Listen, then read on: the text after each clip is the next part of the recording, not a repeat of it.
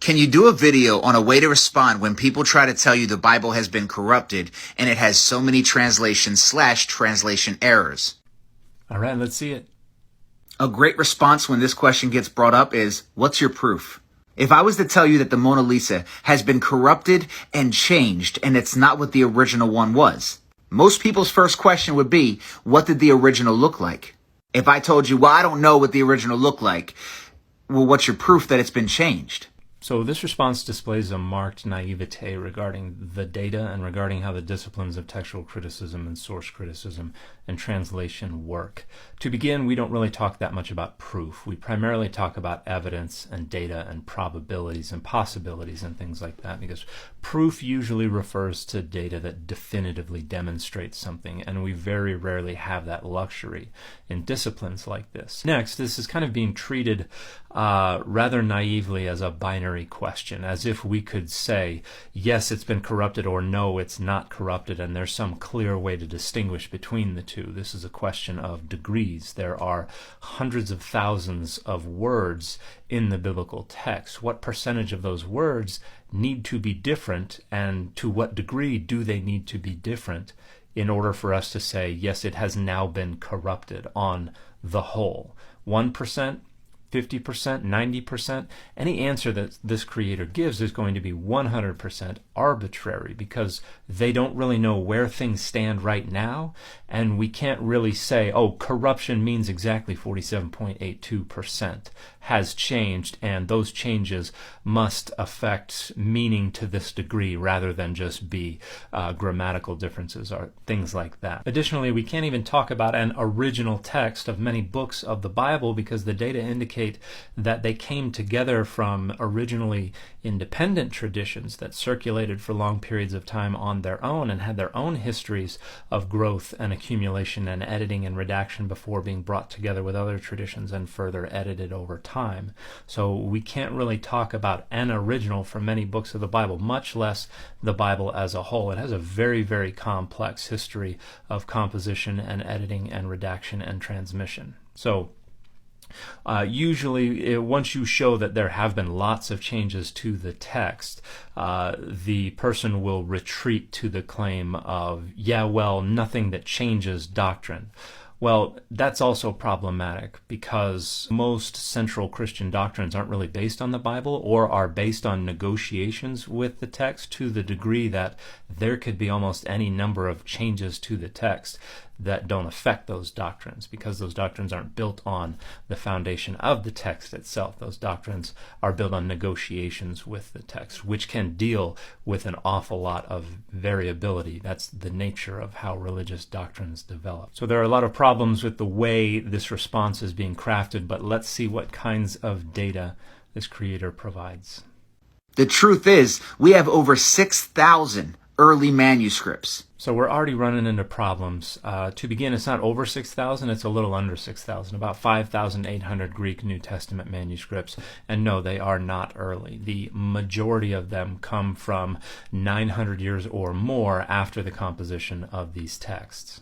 So here's a chart showing the absolute distribution of Greek New Testament manuscripts by century. So this is those 5,800 roughly Greek New Testament manuscripts. As you can see, in the 2nd century, so between the year 100 and 200 CE, you can count the manuscripts on one hand, and these manuscripts make up a small minority of the total passages in the New Testament.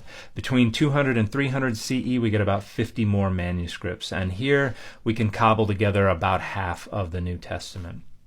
It's not until the 4th century CE, when Christianity is legalized by Constantine and then becomes institutionalized and takes over the Roman Empire, that we can finally cobble together a full New Testament. And that's largely because of the great uncials like Sinaiticus and Vaticanus and Alexandrinus, which come within about a century of Constantine.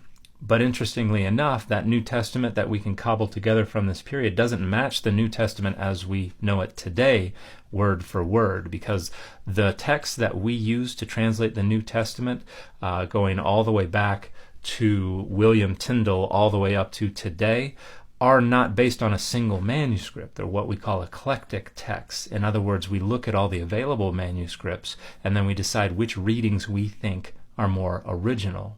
And so, starting with Erasmus and his Textus Receptus, which was the source text for Luther's translation, for Tyndale's translation, later on for the KJV, that was based on between 7 and about 15 or 20 Greek New Testament manuscripts that were not incredibly old.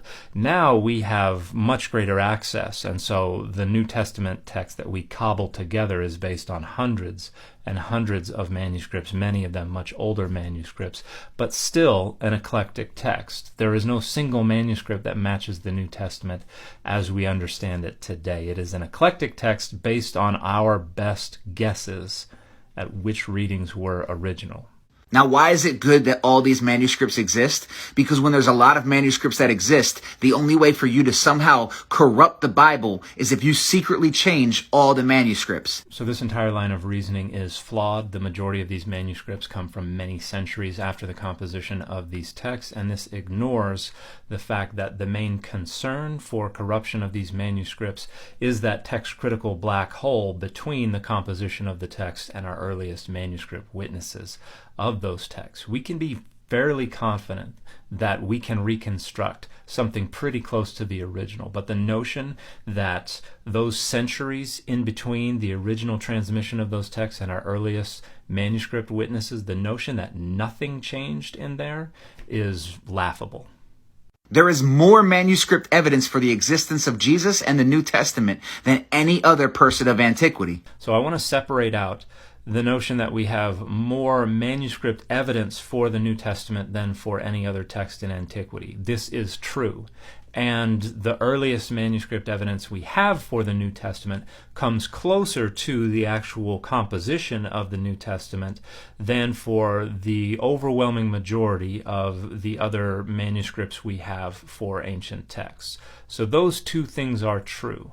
Now, neither of those two things is evidence of the existence of Jesus, and I've seen people make the claim that we have more evidence for the existence of Jesus than for any other person in antiquity, and this is laughably false, because we have material remains from the very lifetimes of many ancient figures. We have first-hand accounts of their doings that are written down. Now, granted, the earliest manuscripts that we have of these first-hand accounts are further away from their original composition than the New Testament, but sometimes only by a century, so it's not a significant difference, but it still does not indicate that the manuscript evidence for the New Testament somehow functions as evidence for the existence of Jesus, much less that it overrules or outweighs the material remains that we have attesting to the existence of other ancient figures, like Julius Caesar, like Augustus Caesar, like Nero. We can look at coins that were struck during Nero's reign and show Nero getting older and fatter in the depictions of him on the coins. That is far stronger evidence for the existence of Nero than any evidence that we have for the existence of Jesus.